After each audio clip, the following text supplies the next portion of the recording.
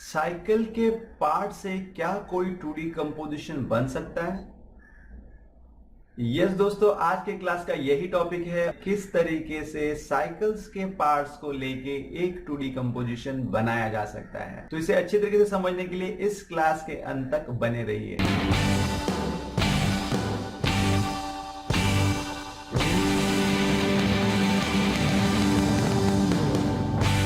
नमस्ते, आप सभी का फिर से एक बार स्वागत करता हूं आपके अपने ड्राइंग क्लास में। और आज के क्लास में हम देखने वाले हैं नाटा में पूछा गया हुआ एक 2D कंपोजिशन का क्वेश्चन। तो क्वेश्चन कुछ इस तरीके से था कि आपको साइकिल के पार्ट के जो बेसिक शेप्स है उनको यूज करके एक अच्छा 2D कंपोजिशन क्रिएट करना है। उसके साथ इस कंपोजिशन के अंदर आपको कलरिंग भी करना है और उसके लिए आपको 3 कलर्स का लिमिट दिया गया हुआ है। तो सबसे पहले हमें देखना चाहिए कि आपको साइकिल के पार्ट कौन से याद है और उसको एज अ बेसिक फॉर्म में हम किस तरीके से ड्रॉ कर सकते हैं। यस दोस्तों, यही खासियत है कि यहाँ पे आपको कोई भी एलिमेंट्स लेके आपको 2D कंपोजिशन करने के लिए कहा जा सकता है। तो इसके लिए आपको आपका ऑब्जर्वेशन 24/7 ऑन रखना चाहिए। हर एक चीज में आपके ऑब्जर्वेशन बहुत अच्छा होना चाहिए और आपको वो अच्छे से दिमाग में रखना भी चाहिए। तो वही चीजों का आप यूज एंट्रेंस एग्जाम के या कोई भी एग्जाम के टाइम पे कर सकते हो। तो यस, हमेशा की तरह सबसे पहले हमें करना है थंबनेल्स। विदाउट थंबनेल्स हम लोग आगे बढ़ ही नहीं सकते, क्योंकि थंबनेल्स की वजह से हम काफी सारा टाइम सेव करते हैं और हमारे जो आइडियाज है वो अच्छी तरीके से एक्सप्लोर करते हैं और हम उसकी वजह से हमारा फाइनल आर्ट वर्क भी जो है कम से कम टाइम में और अच्छे आउटपुट के साथ डिलीवर कर सकते हैं। तो यहाँ पे मैंने भी कुछ थंबनेल्स किए हुए हैं। तो यहाँ पे आप देख सकते हो 2 थंबनेल्स है और फर्स्ट थंबनेल जो है उसके अंदर मैंने जो है पार्ट्स को यूज किया हुआ है, हल्का सा रिदम उसके अंदर यूज किया हुआ है, जहाँ पे 3 सर्कल्स जो है प्रोमिनेंटली आप यहाँ पे देख सकते हो और उसको भी एक रिदम में अरेंज किया गया है और उसके पीछे जो है वो चेन को फ्लो करते हुए यहाँ पे दिखाया गया है।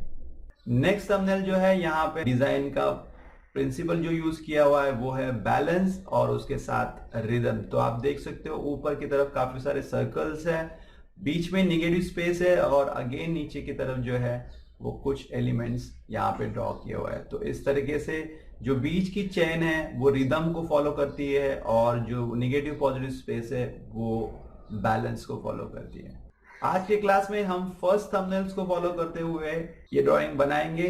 तो चलो चलते हैं ड्राइंग बोर्ड पर। बट उसके पहले आपको रिमाइंड देता हूं, अगर आप मेरे चैनल पे नए हो तो प्लीज मेरे चैनल को सब्सक्राइब कीजिए और नोटिफिकेशन बेल आइकॉन को भी प्रेस कीजिए, तो आने वाले सभी क्लासेस के बारे में आपको इंफॉर्मेशन मिलती रहेगी। यस दोस्तों, तो फर्स्ट थंबनेल के हिसाब से हम लोग यहाँ पे आज स्केच करने वाले हैं। और जैसे कि थंबनेल में कहा था कि रिदम और बैलेंस का यूज़ किया हुआ है, तो यहाँ पे जो है स्पेसिफिकली 3 सर्कल ड्रॉ किए थे। जो फर्स्ट सर्कल जो है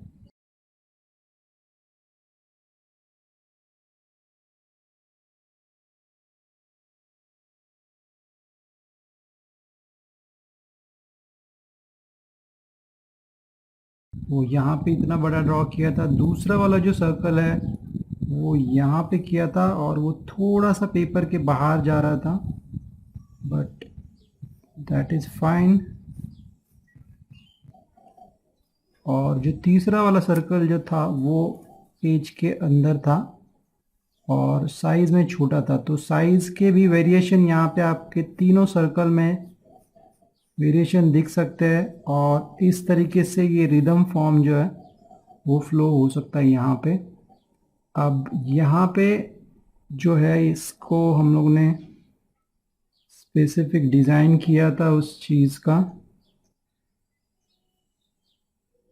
तो सेंटर लाइन ड्रॉ कर लेते हैं। इसी के ऊपर जो साइकिल का पार्ट होता है उसी को हम ड्रॉ करते हैं।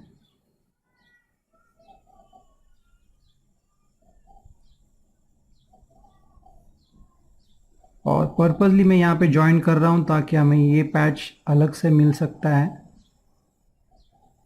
तो ये प्लान हमें करना चाहिए हमेशा।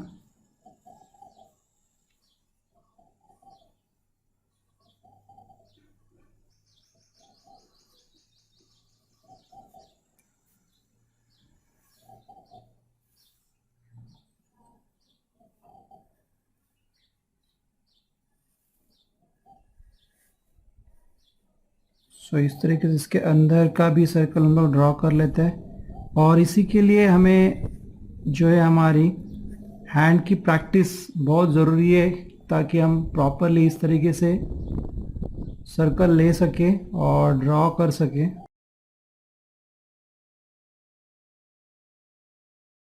फ्री हैंड ड्राइंग्स आना बहुत इम्पोर्टेंट है।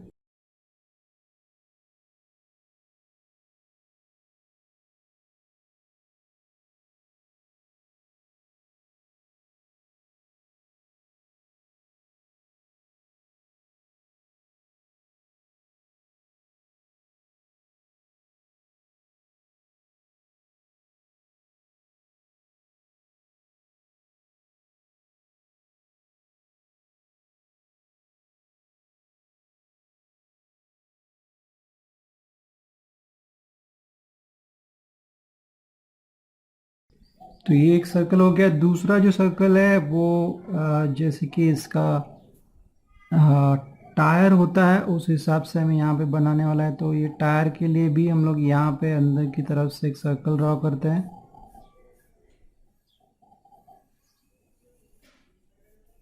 और इसका यहाँ पे कहाँ पे सेंटर रहेगा, तो सेंटर के हिसाब से एक सर्कल। और यहाँ पे पर्पसली थोड़े से थिक वाले जो है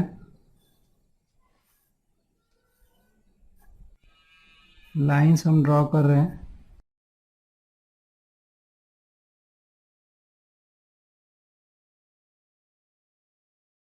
अब ये इसके अंदर भी मैं लाइट लाइंस जो है वो थोड़ा सा डार्क ड्रॉ कर रहा हूँ, ताकि आपको वीडियो में दिखे। मगर आपको बहुत लाइटली ड्रॉ करना है इसके ऊपर,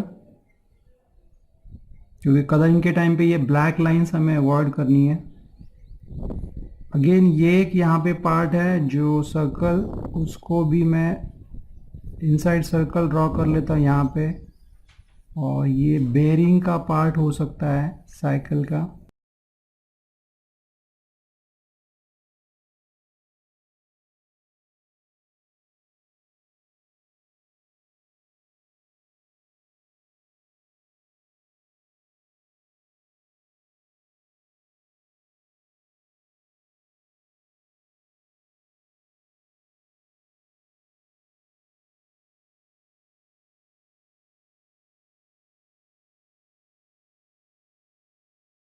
इस हिसाब से। और यहाँ पे स्पेसिफिकली बेरिंग के पार्ट के साथ ही ये शायद पैडल का पार्ट भी हो सकता है। तो यहाँ पे वो पैडल का जो पार्ट था उसको हमने यहाँ पे थंबनेल में आपने देखा होगा, तो यहाँ पे ड्रॉ किया था।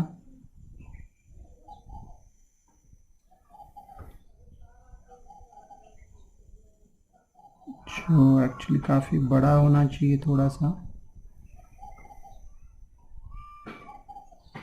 इस तरीके से यहाँ तक टच होगा, उस हिसाब से हमने यहाँ पे ड्रॉ किया था ये पार्ट। तो ये जो इंटरनल चीज़ें हैं वो निकल जाएगी।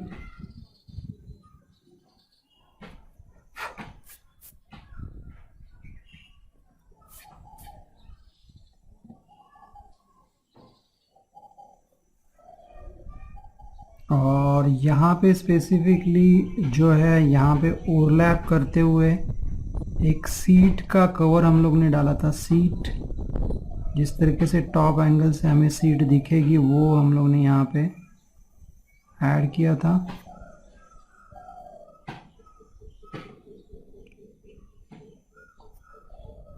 और उसके बाद जहाँ पे यहाँ से स्टार्ट होते हुए और इन दोनों के बीच में जाते हुए इस तरीके से रिदम के साथ जो चैन है वो चैन यहाँ पे हम लोग ऐसे दिखा सकते हैं।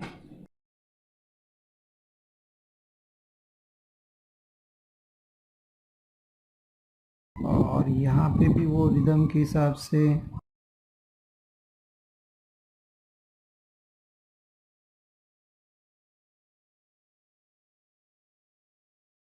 यहाँ पे इस तरीके से ड्रॉ किया था, और प्लस यहाँ पे भी जो है इस तरीके से निकलते हुए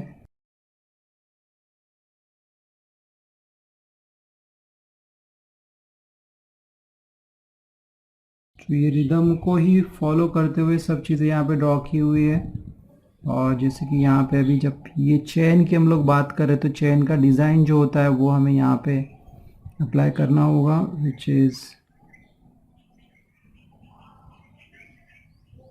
पूरा का पूरा एक सर्कल होता है, दूसरा एक सर्कल, और यहाँ पे कट तो इस तरीके इसका कुछ पार्ट होता है। यहाँ पे भी हम पूरा का पूरा सर्कल ड्रॉ कर लेते हैं।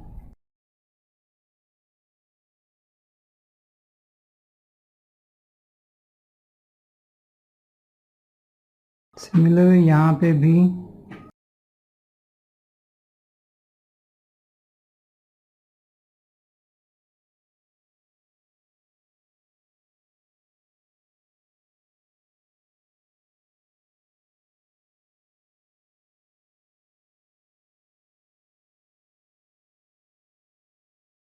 कितना पार्ट दिखने वाला है, कौन सा पार्ट ओवरलैप करोगे उस हिसाब से हमें प्रॉपर ड्राइंग करना चाहिए।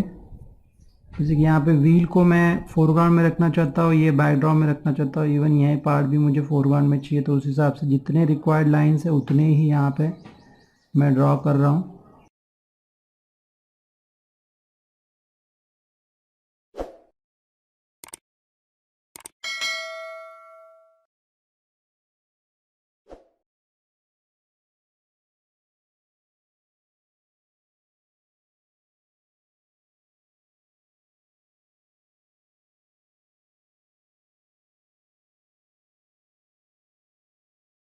यस, तो इस तरीके से हम लोग ने जो डिज़ाइन है बेसिक वो उसका कंप्लीट किया हुआ है। और जैसे कि आप देख सकते हो यहाँ पे अलग अलग पैचेस भी क्रिएट हुए हैं, जिसकी वजह से हम लोग कलर्स को कर सकते हैं, अलग अलग कलर्स यहाँ पे। तो यस, डेफिनेटली आपको कोई भी एक कलर स्कीम फॉलो करना चाहिए, और कलर स्कीम को फॉलो करते हुए ही चीज़ होनी चाहिए, तो वो ज़्यादा बेटर रहेगा। और यहाँ पे हमें 3 कलर्स यूज़ करने के लिए कहा गया है, तो डेफिनेटली स्प्लिट कलर स्कीम हमें यहाँ पे यूज़ कर सकते हैं। जैसे कि यहाँ पे येलो, ऑरेंज और ब्लू, ये 3 कलर्स को यूज़ करते हुए मैं ये पिक्चर को कंप्लीट करने वाला हूँ। तो स्पेसिफिकली जैसे डिवाइड करता हूँ तो ये जो पॉजिटिव स्पेस है उन सब चीज़ों को मैं जो है येलो और ऑरेंज के शेड्स के साथ कलर करूँगा, और जो निगेटिव स्पेस है स्पेसिफिकली वहाँ पे मैं ब्लू के कलर्स को यूज़ करूँगा। जिसे मैंने पहले ही कहा था वैसे ही ये लाइंस आपके लाइट होनी चाहिए काफ़ी, और जो लाइंस आप इरेज कर सकते हो जिसकी ज़रूरत नहीं है तो ज़्यादा अच्छा है। तो एक बार आपकी कलर स्कीम फिक्स हो गई तो आपके पास इमीडिएटली आपको जो कलर पेंसिल्स है वो सेपरेट निकाल लेनी चाहिए शेड्स के, और उसके साथ काम स्टार्ट करना चाहिए।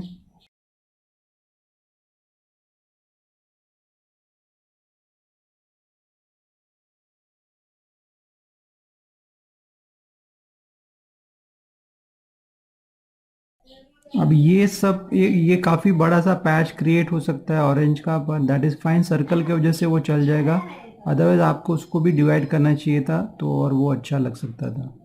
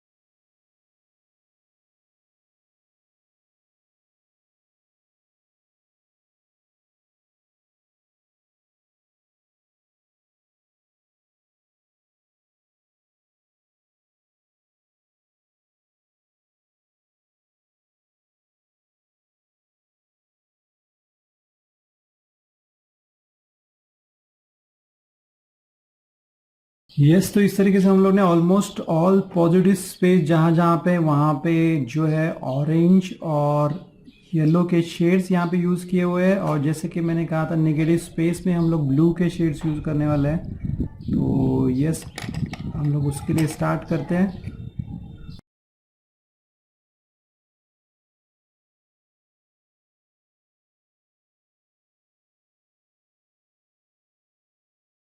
तो बॉर्डर के साइड पे अगर आप डार्कर शेड रखते हो तो अच्छी बात है, फिर अंदर की तरफ लाइटर शेड्स आप यूज़ कर सकते हो।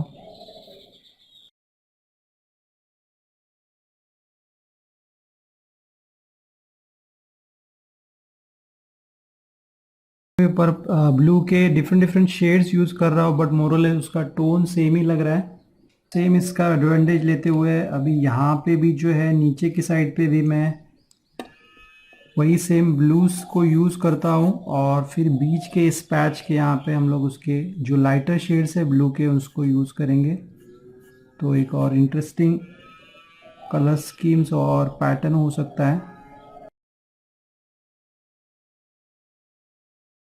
हालांकि ऐसे कुछ सोचा नहीं था मैंने, बट डिफ़ॉल्ट ये चीज़ें हुई है तो इमीडिएटली मैंने वहाँ पे डिसीजन लिया कि यहाँ पे और नीचे के और ऊपर की तरफ डार्कर शेड यूज़ करूँ, और मिडल में उसके वेरिएशन के लिए लाइट शेड्स यूज़ करूँ।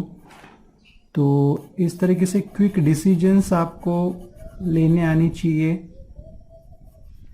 और ओवरऑल पिक्चर को कैसे बेटर कर सकते हैं उसके बारे में हमें सोचना चाहिए कॉन्स्टेंटली।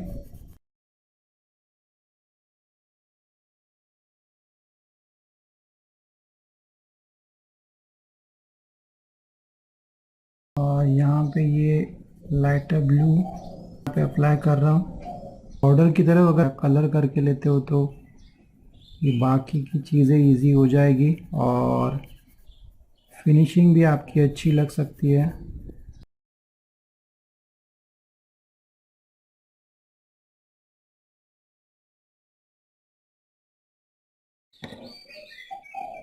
तो इस तरीके से आप अपना कलरिंग कंप्लीट कर सकते हो, और अगर आपके पास इसके बाद भी कुछ टाइम बचा है तो कुछ एडिशनल चीज़ें मैं यहाँ पे दिखा रहा हूँ वो आप फॉलो कर सकते हो, अप्लाई कर सकते हो, जिसकी वजह से आपकी डिज़ाइन और इन्हांस हो सकती है। जैसे कि यहाँ पे कुछ जगह पे अगर हम लोग डार्क स्ट्रोक्स करते हैं तो एज अ शैडो वो एक अच्छा एलिमेंट लग सकता है। नॉट नेसेसरी पूरे आउटलाइन को करना चाहिए। लाइट सोर्स सपोज हम पकड़ के चलते हैं इस डायरेक्शन से है, तो यहाँ पे हम लोग वो चीज़ें डार्कर शेड्स ऐड कर सकते हैं, जैसे कि ये इनसाइड स्ट्रक्चर डार्क होगा। तो कुछ कुछ जगह पे ही हमें करना है उस चीज़ को, ताकि वो एज ए डिज़ाइन और पैटर्न की तरफ से अच्छा लगे।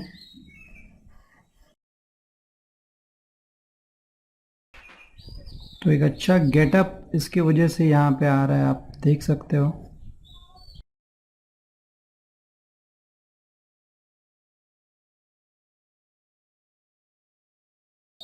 तो यस दोस्तों, इस तरीके से हम लोग ने जो पूरा का पूरा पिक्चर जो है प्रॉपर कलर स्कीम के साथ भी कंप्लीट किया हुआ है। यस दोस्तों, तो ये था आज का क्लास जहां पे हम लोगों ने अच्छी तरीके से देखा कि किस तरीके से जो है साइकिल के पार्ट्स को यूज करते हुए एक इंटरेस्टिंग 2D कंपोजिशन क्रिएट किया जा सकता है, और उसके अंदर किस तरीके से कलर स्कीम्स को भी फॉलो किया जा सकता है। तो मैं आशा करता हूं कि आज का क्लास आपको बहुत पसंद आया होगा और आपने उससे जरूर कुछ ना कुछ चीजें सीखी होगी। तो प्लीज कमेंट बॉक्स में लिख के भेजिए आपने सचमुच में इस क्लास से कुछ सीखा, और वो स्पेसिफिकली क्या सीखा। अगर इस क्लास के बारे में आपके कुछ क्वेश्चंस भी है तो वो भी आप कमेंट बॉक्स में लिख के भेज सकते हैं। मैं जल्द से जल्द कोशिश करूंगा उन सभी क्वेश्चनों को आंसर करने की। यस दोस्तों, मैं फिर से एक बार आपको रिमाइंड करना चाहता हूं कि अगर आपने अभी भी मेरे चैनल को सब्सक्राइब नहीं किया है तो प्लीज सब्सक्राइब कीजिए, और नोटिफिकेशन बेल आइकॉन को भी प्रेस कीजिए, तो आने वाले सभी क्लासेस के बारे में आपको इन्फॉर्मेशन मिलती रहेगी। अगर आपको मेरे क्लासेस बहुत पसंद है और आप चाहते हो कि इसी तरीके से मैं और क्लासेस लेते रहो और वीडियो बनाते रहो, तो प्लीज मुझे सपोर्ट कीजिए। मैं अपना गूगल पे का QR कोड जो है ये स्क्रीन पे रख रहा हूं, तो प्लीज आप उसके थ्रू डोनेशन मुझे कर सकते हैं, जो मुझे हेल्प हो सकती है ये कंसिस्टेंटली क्लासेस लेने के लिए और अच्छे अच्छे वीडियो आप तक पहुंचाने के लिए। यस, आप कोई भी अमाउंट पे कर सकते हैं, आपकी विश है। डिटेल आप स्क्रीन पे देख सकते हो। यस दोस्तों, इतना ही आज के क्लास में। मिलते हैं नेक्स्ट क्लास में कुछ नए क्वेश्चन के साथ और उसके कुछ नए सॉल्यूशंस के साथ। तब तक आप ड्राइंग करते रहिए, प्रैक्टिस करते रहिए, स्केचिंग करते रहिए, डेफिनेटली मेरे वीडियोस देखते रहिए और उनको शेयर लाइक करते रहिए। तो मिलते हैं नेक्स्ट क्लास में, तब तक के लिए bye bye, see you, thank you and जय हिंद।